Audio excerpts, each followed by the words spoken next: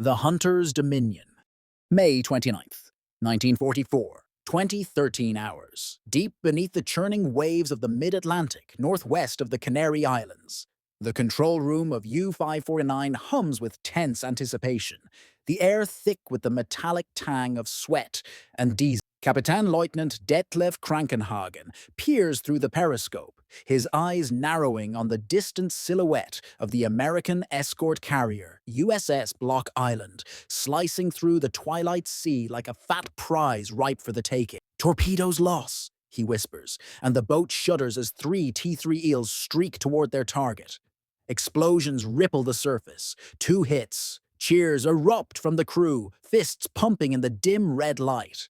They've crippled the beast, and the escort destroyers scatter like panicked sheep. You can almost feel the thrill, the invincibility, as Krankenhagen smirks. These allies, with their feeble defenses, how many times have wolf packs like his laughed them off?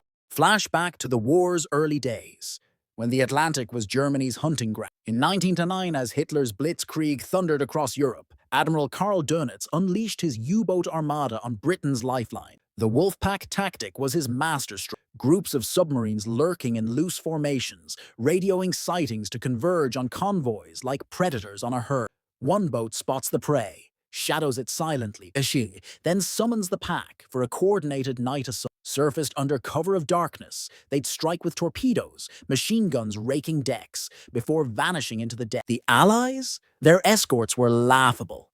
Old destroyers with outdated depth charges that required passing directly over a sub to drop, exploding at preset depths whether they hit or not. U-boat crews dismissed them as tin cans, blind and blundering. No one embodied this arrogance more than Fregattenkapitän Otto Kretschmer, the silent Otto, commanding U-99. He was the ace of aces, sinking Fericum ships totaling over 20,000 tons by early 1941. Kretschmer's method was bold. Infiltrate convoys surfaced at night, firing from point-blank range to maximize hits before diving. "One torpedo, one ship," he preached, scorning wasteful salvo.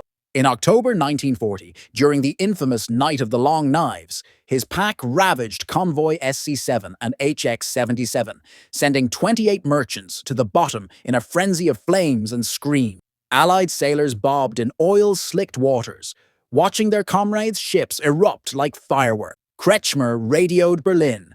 "Enemy defenses ineffective."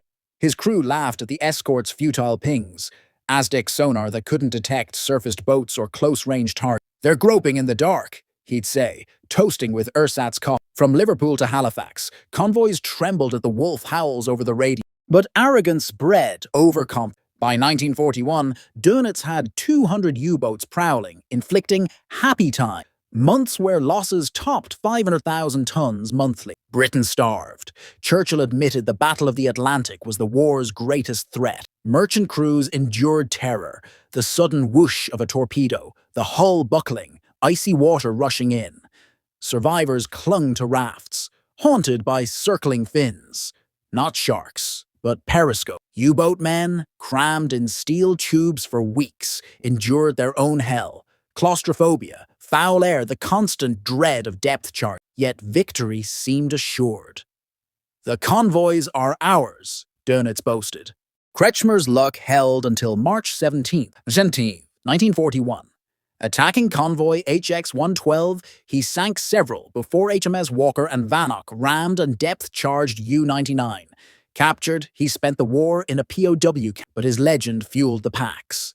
New aces rose. Preen, Shepka, Endras. They mocked Allied innovations, corvettes, radar, as desperate flailing. "They build faster. We sink faster," went the joke in Lorion's submarine pens. To the joke in a... Yet in the shadows of British lab, a revolution brewed. As wolf packs feasted, engineers toiled on a weapon to shatter the hunter's reign. What if escorts could strike ahead without losing sonar contact? What if bombs exploded only on impact, sparing the sea from false blast? Deep in U-549's hull that fateful May evening, as Krankenhagen evades the first counterattacks, he has no inkling. The Americans close in. Sonar pings echo like doom's drumbeat. Then something new, a salvo screaming through the water ahead.